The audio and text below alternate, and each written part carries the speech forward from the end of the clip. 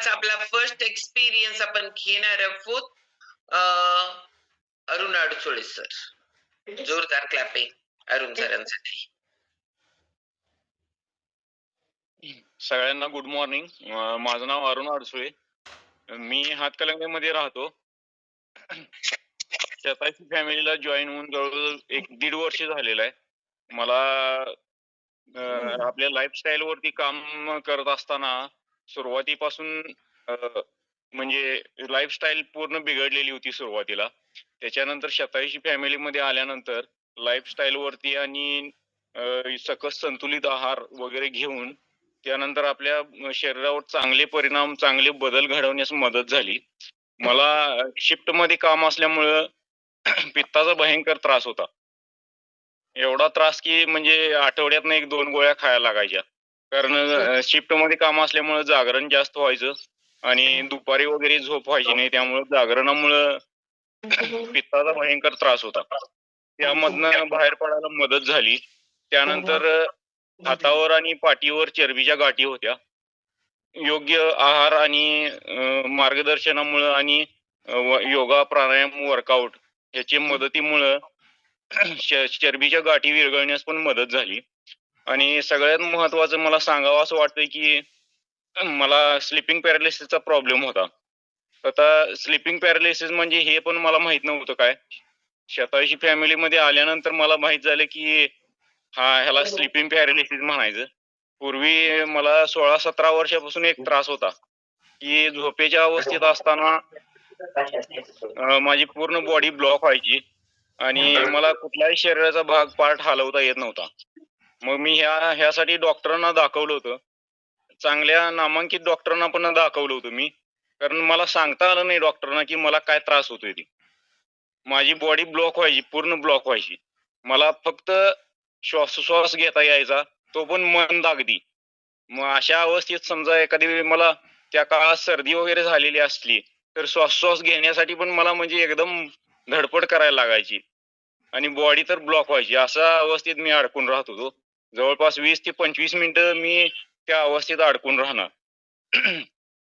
आणि कुठलाही पार्ट बॉडीचा हलू शकत नव्हता. त्यामुळं लय खूप त्रास व्हायचा मला आणि भरपूर डॉक्टरांना दाखवलं होतं पण काही रिझल्ट मिळाला नव्हता. कारण मला सांगता यायचं नाही की मला काय त्रास होतोय ते.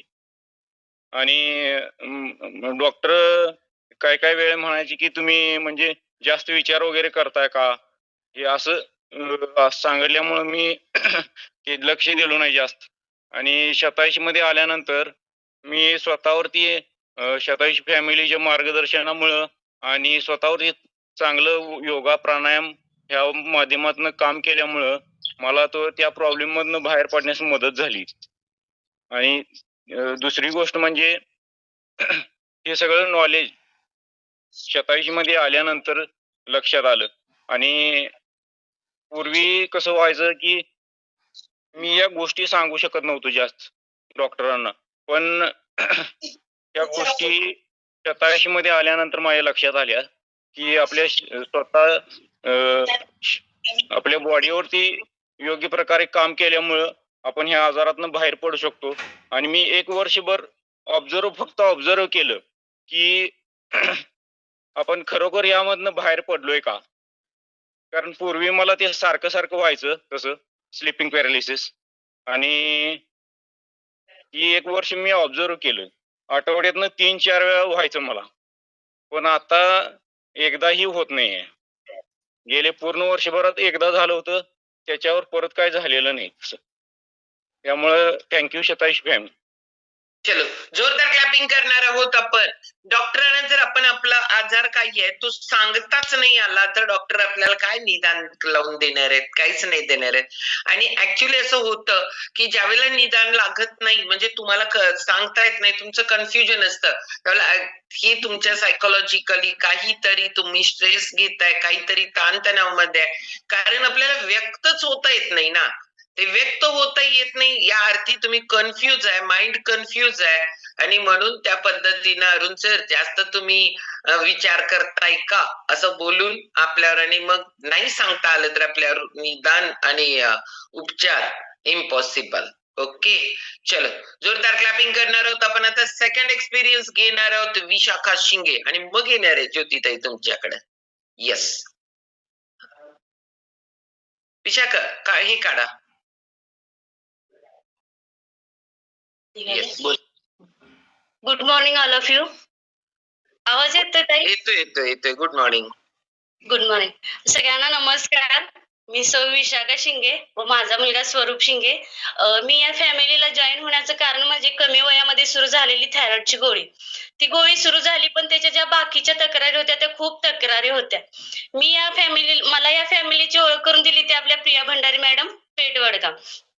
मला त्याला जी थायरॉइडची गोळी सुरू झाली ती 9-10 म्हणजे तो आता 18 वर्षाचा आहे, पण त्याला 9-10 वर्षापाठीमाग थायरॉइडचा त्रास सुरू झाला. त्याला बरेचसे सगळे साईड इफेक्ट होते, म्हणजे की त्याला तक्रारी भरपूर होत्या व त्या तक्रारी मी प्रत्येक वेळी असं म्हणजे विचार करायची की त्याला आता थायरॉइडची गोळी चालू झाली पण ह्या तक्रारी सगळ्या कशा कमी होणार याच्यासाठी मी खूप प्रयत्न करायचे. डॉक्टरांना पण मी म्हणजे मिरजेला दाखवलेलं, तिथं पण डॉक्टरांना मी विचारलं. त्यांनी सांगितलं की त्याच्या पोटामध्ये सकस आहार गेला पाहिजे किंवा त्याचं व्यायाम करण्याचं प्रमाण, त्याला योगा केला पाहिजे आणि त्याच्या हालचाली इतक्या कमी व्हायच्या की तो अशक्त असायचा, सारखा आजारी पडायचा व त्याला जी ही गोळी चालू झाली हे मला खूप वाईट वाटायचं.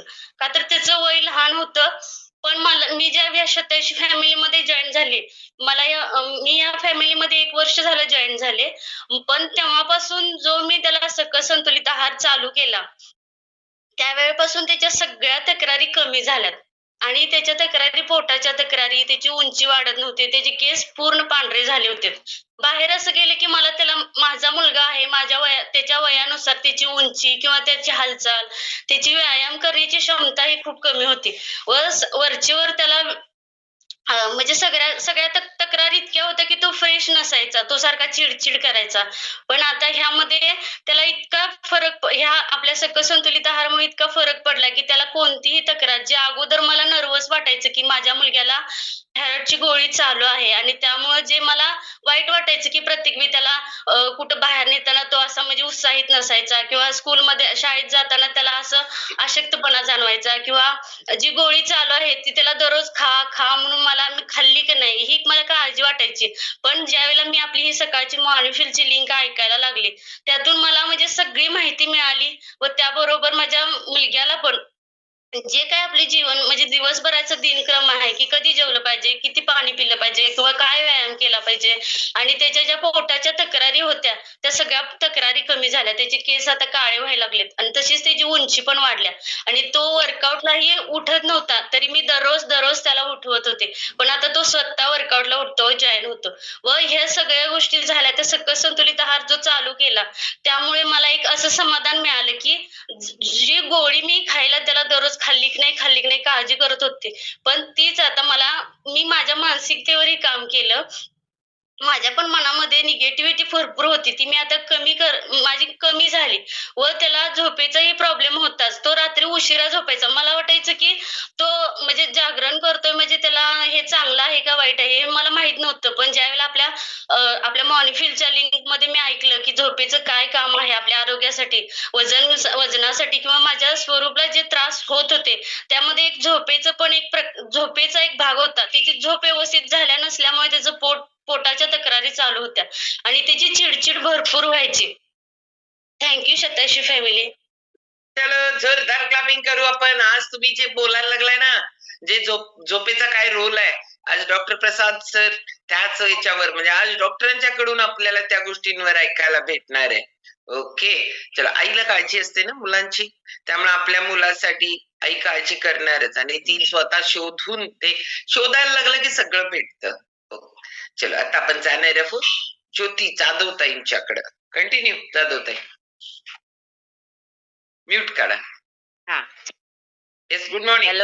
Hello good morning everyone. मी ज्योती जाधव जयसिंगपूरहून आहे. मी या शतायुषी फॅमिलीत आले की माझं वजन जे वाढलेलं होतं ते कमी करायचं आणि मेनोपॉजमुळे जे काही मला तक्रारी होत्या, रोज माझी तक्रार असायची मॅडम. घरी हे आले की आज हे दुखतंय, उद्या ते दुखतंय, चालूच असायचं. मला वाटायचं की एखादी अशी जादूची कांडी असावी आणि आपले सगळे प्रॉब्लेम्स छूमंतर व्हावेत. आणि खरंच सांगते मॅम, म्हणतात ना की अगर तुम शिद्दत से कुछ चाहो तो पूरी कायनात उसे तुमसे मिलाने के लिए जुट जाती है. आणि तसंच झालं. आणि ही जादूची कांडी माझ्या जीवनात घेऊन आले अर्चिता मॅम आणि प्रीती मॅम.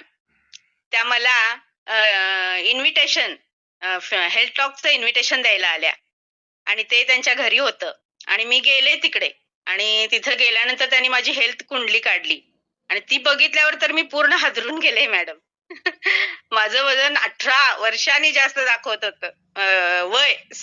शरीराचं वय. आणि तुमचा एक्सपिरियन्स ऐकला आणि त्यामुळे तर मी खूपच अंतर्मुख झाले. पण घरी आले, सगळ्यांना सांगितलं आणि तरी मन तयार नव्हतं की हे काय आहे, कसं घ्यायचं, म्हणजे एवढं तयारी नव्हती मनाची. मग मी मॉर्निंग फ्युएल स्टेशन ऐकायला सुरुवात केली. महिनाभर, जवळजवळ महिनाभर आम्ही दोघंही ऐकत होतो मॉर्निंग फ्युएल स्टेशन आणि हळूहळू आमच्या मनाची तयारी झाली आणि असं ठरवलं की चला, this is the right time to start. म्हणून आम्ही दोघांनी सुरुवात केली आणि त्याच दिवसापासून वर्कआउट आणि हे फ्युएल दोन्ही आम्ही घ्यायला लागलो. आणि जसं जसं आम्ही वर्कआउट आणि हे करायला लागलो तसं आमच्यात आमूलाग्र बदल घडत गेला मॅडम. आणि आज जवळजवळ 4 महिने होतात आम्हाला दोघांनाही वर्कआउट सुरू करून. आम्ही छानपैकी वेट लॉस केलेला आहे. स्किनचा रिझल्ट छान आहे, केसांचा रिझल्ट छान आहे. म्हणजे बघणारी व्यक्ती म्हणतेच की बाबा you are working on yourself, काहीतरी करताय तुम्ही आणि आम्हाला पण सांगा, असं त्यांच्याकडून येते. आणि मला सांगायला आवडेल की आम्ही दोघांनी खूप छान त्याच्यावर वर्क केलेलं आहे आणि माझे मिस्टर आता सांगतील त्यांचा रिझल्ट. त्यांच्या तोंडूनच ऐका मॅडम. हो, तुम्ही त्यांचा रिझल्ट तिथं स्टेजवर सांगितला होता दादांच्या समोर. तो मीच सांगणार मॅडम, कारण तो मलाच माहिती आहे. पण बाकीचे रिझल्ट ते सांगू देत. येस. नमस्कार, मी चंद्रकांत जाधव, जयसिंगपूर. माझा व्यवसाय आहे नर्सरीचा. त्यामुळं बऱ्याच वेळी माझं दोघं पण आम्ही चहाप्रेमी आहे म्हटलं तर चालेल तुम्हाला. की सकाळी उठल्यापासून होतो, आता आहे असं नाही, होतो सकाळी उठल्यापासून ते संध्याकाळीपर्यंत आमचे दोघांचे सकाळी मी नर्सरीला जाईपर्यंत 3 कप सकाळीच व्हायचा. आणि त्याच्यानंतर मग नर्सरीत गेलो की माझ्याकडे आलेले कस्टमर किंवा मित्र यांना चहा देणं, हे करणं, किमान 8 ते 10 वेळा कप चहा व्हायचा. त्यामुळं वजन तर वाढलेलंच होतं, पण माझं मलाच असा एक गैरसमज होता माझा की मी नर्सरीत काम करतो, मी चांगल्या वातावरणात काम करतो, नर्सरीत फिरतो, त्यामुळे माझं हेल्थ ओके आहे, काय प्रॉब्लेम नाही. पण असं नव्हतं ते. शुगर वाढायला सुरुवात झाली होती. त्यानंतर माझ्या डॉक्टरांनी पण सजेस्ट केलं की तुम्ही टॅबलेट चालू करा. मी चालू केलं. तोपर्यंत एक महिनाच घेतली असेल. तोपर्यंत शतायुषी फॅमिलीचे जे काय आपले ग्रुपचे लेक्चर्स वगैरे ऐकले. त्यानंतर आम्ही दोघांनी ठरवलं की आपण हे चालू करूया, आपल्याला शुगर काय लावून घ्यायची नाही आहे. पण माझा गैरसमज होता की मी नर्सरीत काम करतो, फिरतो, चांगल्या वातावरणात फिरतो, म्हणजे मला काही होणारच नाही, असा एक समज होता. तो बऱ्याचपैकी आता शेट्टी सरांचे लेक्चर ऐकल्यानंतर समजलं की काय खाणं काय नाही. सर जरा स्ट्रिक्टली सांगतात, पहिल्यांदा वाईट वाटतं, पण नंतर खरंच त्या गोष्टी खऱ्या आहेत. मग नंतर आम्ही दोघांनी पण कम्प्लिटली चहा बंद केला. म्हणजे आले कुणी चहा मागितला तर देतो, नाही असं नाही, पण आम्ही दोघांनी टोटली बंद केला. बऱ्यापैकी माझ्या बायकोचं असं मत होतं की तुम्ही घोरताय, पण प्रत्येक घोरणाऱ्या माणसाला असं वाटतं की आपण घोरतच नाहीये. ते शेजारी झोपलेल्या व्यक्तीलाच माहित असतं. ते पण माझं कमी झालं, असं बायकोचं मत आहे, माझं नाही. कारण हे घोरणाऱ्या माणसाला कधीच लक्षात येत नाही की आपण घोरतोय किंवा असं. हे असे बरेच चांगले रिझल्ट मिळाले. परवाच आम्ही ट्रिपला गेलो होतो. असं गगनगिरी गड चढताना सुद्धा आम्हाला, म्हणजे माझ्या बरोबरचे जे मित्र होते त्यांनी काही दमत होते, काय होते, पण आम्हाला दोघांना असा अनुभव आला की एवढं चढलं, तो एवढ्या पायऱ्या चढल्या, गड चढला, पण आम्हाला दोघांना काही त्रास झाला नाही, काही नाही. असे बरेच चांगले अनुभव आले. आणि थँक्यू शतायुषी फॅमिली. येस. तुम्ही स्वीकारलंच नाही तर तुम्हाला कसं काय की झोपलेला घोरणारा माणूस स्वीकारतच नाही आणि मग त्यांना काय फरक? माझी झोपच होत नव्हती आणि मग मी म्हणणार तुम्ही आधी झोपू नका माझ्या अगोदर, मी आधी झोपते, मग तुम्ही झोपा. हा, म्हणजे झोप डिस्टर्ब होणे एवढं घोरणं असलं रिअल आहे, माणसाला लक्षात येत नाही. आणि माझा पण झोपेचा हेच होतं मॅम, मेनोपॉज मुळे ना मला पण सारखी जाग यायची आणि त्यात म्हणतात ना, त्यामुळे भर पडायची ती गोरण्यामुळे त्यांच्या, असं व्हायचं. आणि मला एवढंच सांगू इच्छिते ma'am, opportunity knocks everyone's door, but you have to open the door and welcome the opportunity. So मी सगळ्यांना सांगू इच्छिते की ही opportunity सगळ्यांना मिळाली आहे, त्याचा चांगला उपयोग करून घ्या आणि ह्या संधीचं ज्योतिताई, सोनं मला करा. मला एक विचारायचंय काय, त्यांनी तुम्हाला हा. सांगायला आले, बरोबर आहे, अपॉर्च्युनिटी बरोबर. दारावर येते हा. तुम्हाला सांगायला की बाबा आरोग्यावर काम करा म्हणून, पण डिसिजन घेताना ना एक महिना लागला, बरोबर? होय होय सर, होय हा, मॅम. म्हणजे प्रॉब्लेम होते, ऐकलो तो आपण, पण डिसिजन घ्यायला 1 महिना लागला. 1 महिन्यामध्ये कुठला एक्सपिरियन्स भारी आवडला होता की ज्याच्यामुळे आपल्याला वाटलं काय? सगळेच एक्सपिरियन्स सगळे एक्सपिरियन्स छानच होत होते मॅम. आणि तुमचा तरी काय म्हणतात ना, ते चेरी ऑन द केक तुमचा एक्सपिरियन्स म्हणजे. दुसरं म्हणजे पूर्वी याच्या अगोदर आम्हाला एक म्हणजे आम्ही ह्याच्या अगोदर एक 6 महिने ते वर्षापूर्वी आम्ही एका ग्रुपला जॉईन झालो होतो, पण तिथं हे प्रॉपर गाईडलाईन पण मिळालं नव्हतं. त्यामुळे 1 महिन्याचा पिरियड घेण्याचं कारण पण हेच होतं की बाबा नाही हे काय नाही होणार असं. त्यावेळी त्यावेळी काही रिझल्ट आले नव्हते किंवा प्रॉपर गाईडलाईन मिळालं नव्हतं. बऱ्याच वेळा कधी एखादी गोष्ट चांगली असून सुद्धा त्याला गाईड करणारा माणूस जर प्रॉपर भेटला नाही, तरी पण माणूस डिसिजन घ्यायला किंवा त्या गोष्टी ऍक्सेप्ट करायला पण वेळ लावतो. मी हे इथं मुद्दाम विचारलं सगळ्यांच्या समोर, कारण का माहितीये का, बॅकचा एक्सपिरियन्सला आपण हा एक्सपिरियन्स असाच असू शकतो असं आपण ठरवतो. आणि आम लाईफ मध्ये मी प्रत्येक व्यक्तीला बोलत असते ना, एका व्यक्तीला मदत करा, एका व्यक्तीला मदत करा. मदत करत असताना आपले भाव चांगले असतात, पण समोरच्या बरोबर एखादा एक्सपिरियन्स असतो की जो त्याला ह्या प्रत्येक गोष्टीपासून रोखत असतो, तो थांबवत असतो, त्याला कुणीतरी थांबवत असतं. कारण का माहितीये का, बॅकला कुणाच्या तरी एक्सपिरियन्स असा असतो ना की जो म्हणत असतो की असं काय होत नाही, असं याच्यानं काय होत नाही, कारण त्यांचं काय राहिलेलं असतं ते कधीच कोण बोलत नाही. कारण हे सगळं घेताना मी काय मिस केलंय, माझं काय राहिलंय, माझ्या नॉलेज मधनं किंवा माझ्या कृतीतनं काय राहिलंय याचा विचार करत नाहीत ना. आणि त्यामुळं मार्केटमध्ये सगळं याच्यानं होत नाही, त्याच्यानं होत नाही, तिकडे डायबिटीस जातो, थायरॉइड जातो, ब्लड प्रेशरचा प्रॉब्लेम जातो, प्रॉपर करतो म्हणून. म्हणजे पूर्वी आमच्याकडनं पण या सगळ्या गोष्टी झूम नव्हतं ना, लोक टच मध्ये आली तरच त्यांना एक्सपिरियन्स आणि त्यांना भारी रिझल्ट यायचा. टच मध्ये आलीच नाहीत रोज तर लोक ना इतकं चिटिंग करतो आपण. घरात आत्ता कांदा भाजायला लागला तर भारी वास यायला लागतो, मग पोह्याचा वास यायला लागतो, मग इकडे नाश्ता पण घेतात, मग पोहे पण खातात, पण स्वतःच सांगत नाहीत. नंतर म्हणतात की याचा रिझल्ट येत नाही. आपलं काय राहतं हे चेक करणं, न्यूट्रिशनचं काम करतं, वेट वाढवायचं पण काम करतं. आता खूप सोपं चाललंय मेंटेन करायचं. पूर्वीच्या लोकांना मेंटेन करता येत नव्हतं, कारण नॉलेज आपण फ्रीज ठेवलंय सगळं, कुणी ऐकत बसा काही नाही. त्यामुळे त्या बॅकच्या ज्या गोष्टी होत्या ना त्या गोष्टी सुधारायची खूप भारी संधी भेटली आता. त्यामुळे वेळ लागतो का? 100% लोकांना वेळ लागतो. ऐकल्यानंतर स्वतःमध्ये कमतरता या गोष्टी सुद्धा वेळ लागतो. आणि तुमचा जसं हे होतं ना की शेतात काम केल्यानंतर दुसरं काही करायची गरज नाही, हे आमचा पण गोड गैरसमज होता. आणि त्यात तुमच्या आणि ते नव्हतं आमचं, आणि योगा ध्यान बिन हे सगळं होतं. हे सगळं करणाऱ्याला तर काहीच नाही, प्रकर्षानं ज्ञान होतं, प्रज्ञा जागृत होते, त्याला काय खायचं काय नाही खायचं हे कळतं, पण काय खायला लागलाय त्याच्यात काय हाय नाहीये तो पिकवणाऱ्याला पण कळाला नाही. त्याच्यामुळे ना की लवकर भेटलंय, लवकर स्वतःवर काम करायला लागलाय, खूप लोकांचं लाईफ चेंज करण्याची लय भारी अपॉर्च्युनिटी आहे. Okay, thank you. आमचे कोच मॅम सुमेध सर आहेत. सुमेध सरांनी आम्हाला खूप छान गाईड केले मॅम. सुमेध सर, बदामे ताई, अर्चिता ताई, बदामे ताई, सगळे भारी, अर्चिता मॅम. दोन्ही कपल लय पॉवरफुल आहेत. जोरदार क्लॅपिंग करू आपण जाधव ताईंसाठी. आणि आता आपण ऐकणार आहोत आजचा टॉपिक आहे डॉक्टरांचा. ओके, तर जाऊ आपण प्रसाद सरांच्याकडे. डॉक्टर आहेत, प्रॅक्टिस आहे मस्त, एवढ्या वर्षाची प्रॅक्टिस आहे, स्वतःवर काम केलंय, स्वतःवर खूप पॉवरफुल काम केलंय, आणि स्वतःवर काम केल्यामुळं आता आपल्याला ते ऍज अ डॉक्टर टॉपिक देणार आहे. Okay, continue. Prasad sir, Sumit sir all mute टाका. तुम्हाला वेळ आहे 20 मिनिटं. म्हणजे तुमचं टेन्शन वाढलं असणार. हे सगळं ताई बहुतेक कधी देतात कारण दिलेला वेळ ऍज अ डॉक्टरांच्या नॉलेज ज्यादा असतं ना, त्यामुळे त्यांना तो कमी पडतोय. येस, 20 मिनिटं. डॉक्टर सर अनम्यूट करा.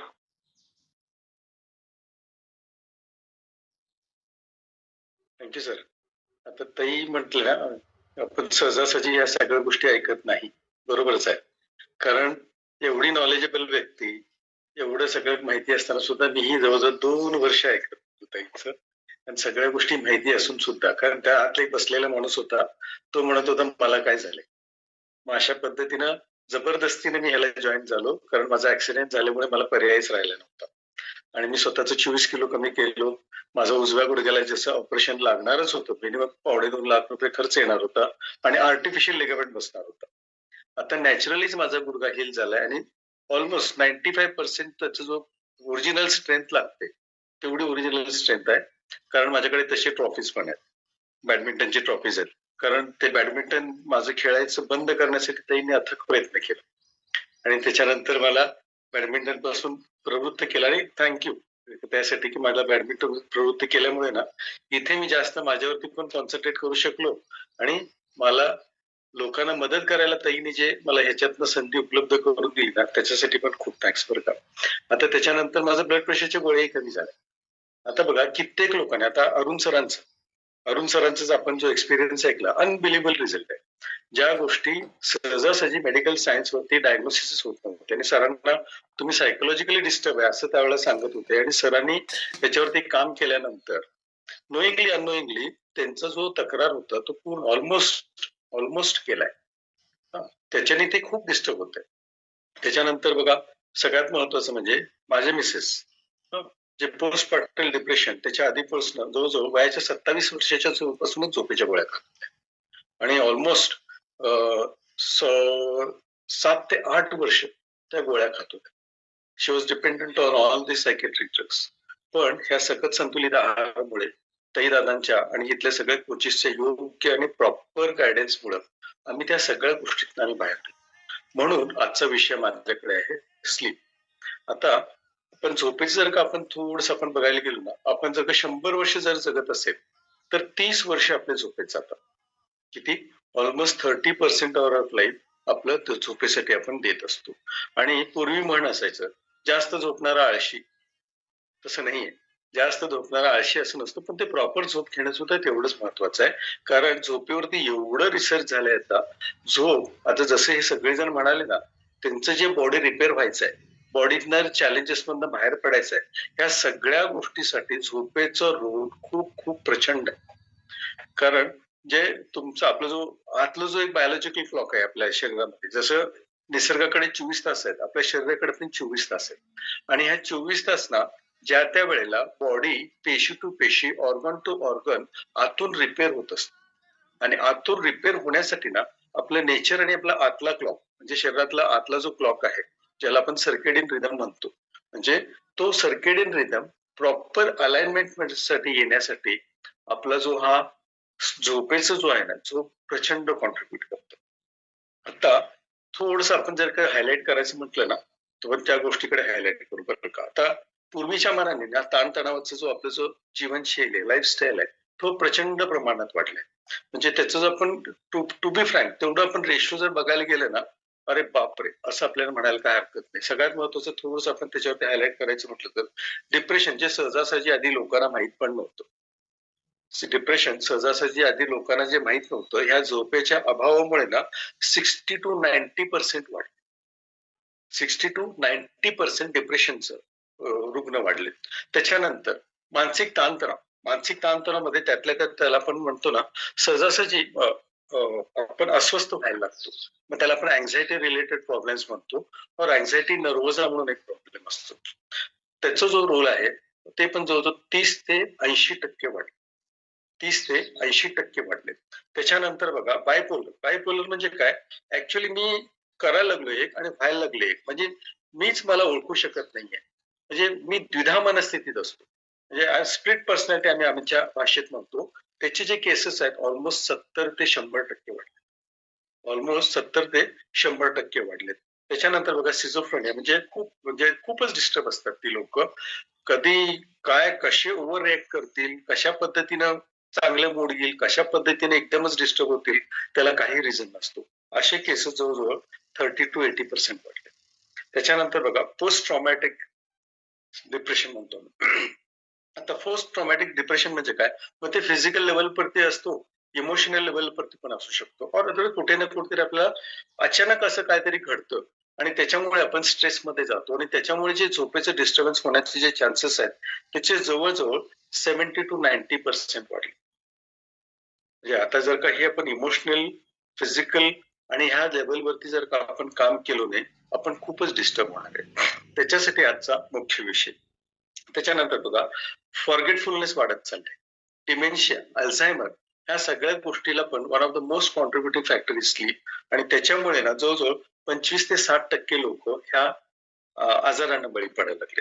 आता बघा मोस्ट प्रॉबेबली अलीकडे ना अडिक्शनच म्हणजे आपण अल्कोहोल अडिक्शन असू दे, तंबाखूचं अडिक्शन असू दे, ह्या गोष्टीला पण ना खूप वाढायला लागले आणि त्याचा जो रोल आहे हा झोपेचं डिस्टर्बन्स असल्यामुळे ऍडिक्शन्स पण वाढायला लागलेत आणि ऍडिक्शन्स वाढण्याचा जो रोल आहे 60 ते 90%. आपण काय म्हणायला लागलोय, पूर्वीच्या मानाने अलीकडे लोक व्यसनाधीन व्हायला लागलेत.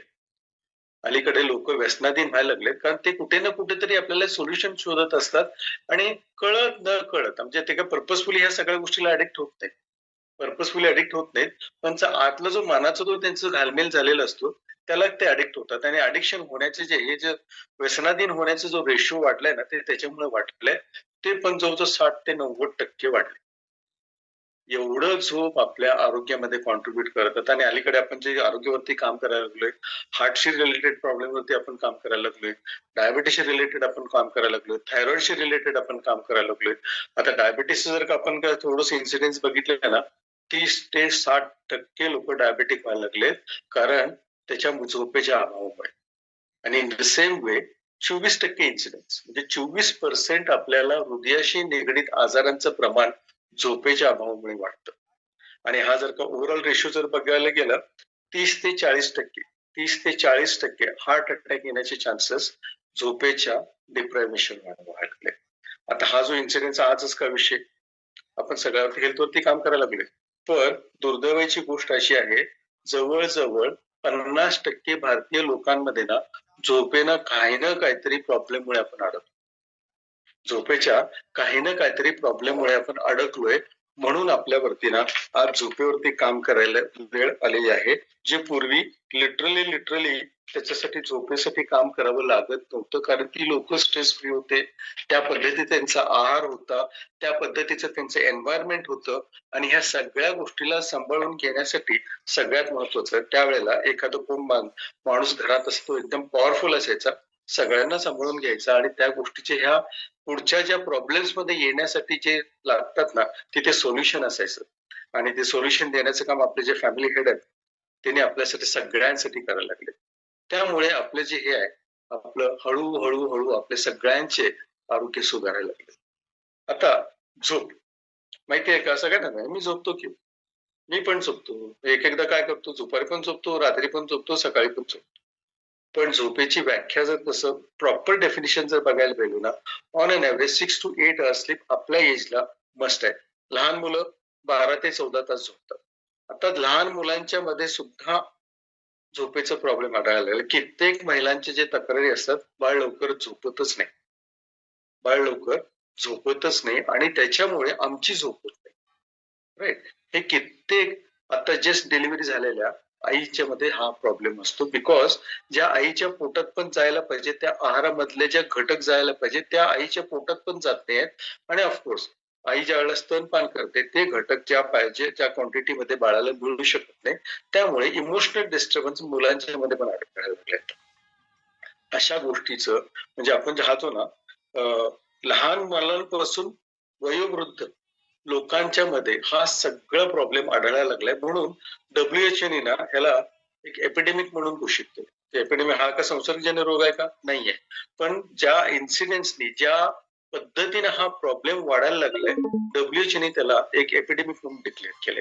कारण तशा झोपेच्या समस्या ऑल ओव्हर वर्ल्ड सगळ्यांच्या मध्ये आढळतात.